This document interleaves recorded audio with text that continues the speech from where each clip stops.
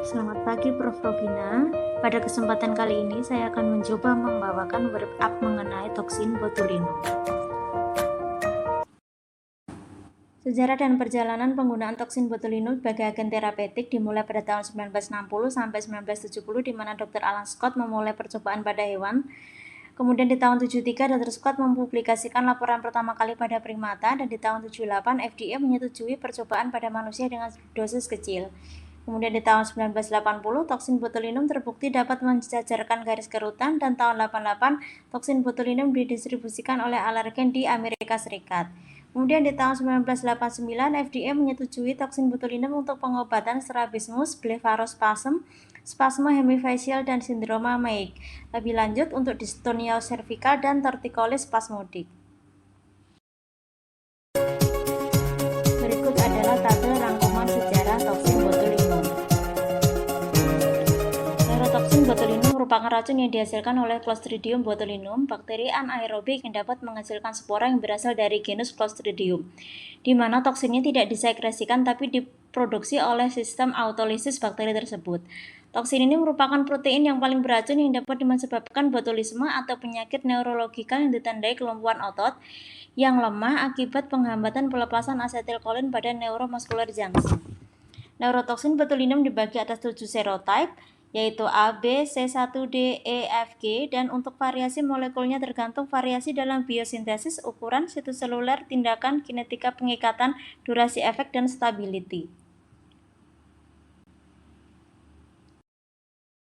Struktur molekul toksin botulinum tipe A, domain fungsional diberi kode warna kuning, domain katalitik rantai ringan dengan atom zinc ungu, domain translokasi rantai berat warna merah, dan domain pengikat rantai berat dengan warna hijau, di mana serotype saat ini tersedia secara komersial adalah tipe A dan B. Yang keduanya memiliki disgen polipeptida 150 kilodalton dengan rantai berat dan rantai ringan terkait dengan ikatan disulfida. Mekanisme aksi toksin botulinum, asetilkolin pada syaraf terminal dikemas dalam vesikel. Pada stimulasi syaraf yang meningkatkan konsentrasi intraneuronal ion kalsium, membran vesikel berfusi dengan plasma lemma dari syaraf terminal dan membebaskan neurotransmitter ke sinaptik cleft.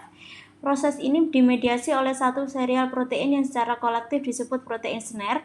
Neurotoksin botulinum memasuki syaraf terminal, memecah protein snare, mencegah pembentukan fungsional kompleks dan memblokir pembebasan asetilkolin.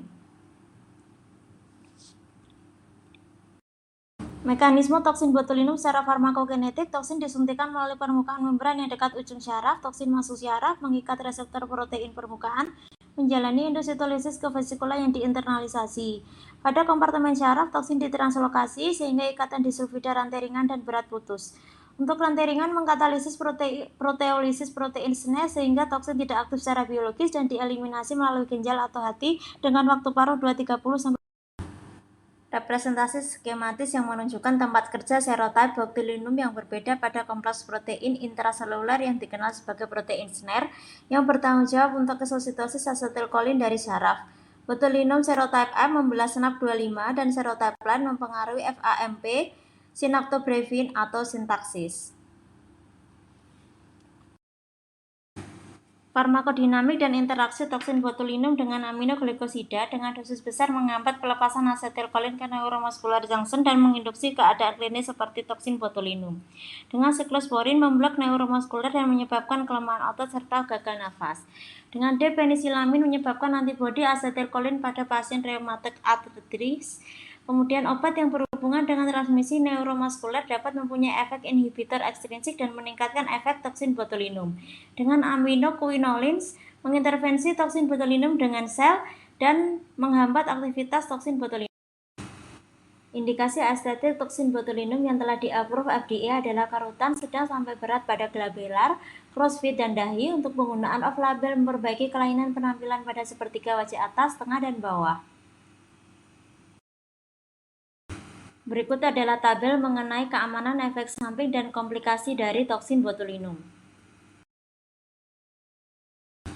Penggunaan toksin botulinum dalam rejuvenasi, yaitu adanya kerutan pada wajah, dapat diterapi dengan toksin botulinum yang menghasilkan efek paralitik sehingga mengurangi kedalaman kerutan, di mana diperlukan penyesuaian dosis per individu dengan operator yang menguasai pengetahuan anatomi area wajah, serta penggunaan toksin botulinum monoterapi yang berhasil baik pada pasien dengan kerutan yang dinamis.